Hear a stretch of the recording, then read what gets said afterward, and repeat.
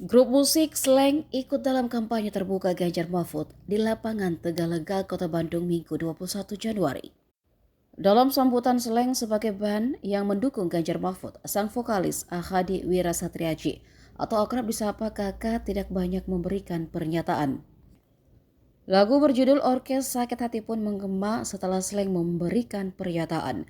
Namun, di tengah lagu tersebut, Slank menghentikan permainan musik mereka. Rupanya ajakan tersebut ditujukan kepada Ketua Umum Partai Demokrasi Indonesia Perjuangan, Megawati Soekarno Putri. Kakak pun langsung menghampiri kursi Megawati di atas panggung dan menggandeng Megawati ke depan.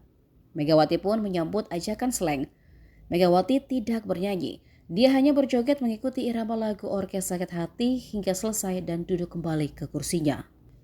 Saat menyampaikan pidato setelah penampilan dari Slank, Megawati mengatakan sempat menolak ajakan kakak. Namun dia menghargai ajakan tersebut dan mau ikut berjoget bersama Slank. Ada wanita spesial yang saya mau ajak joget.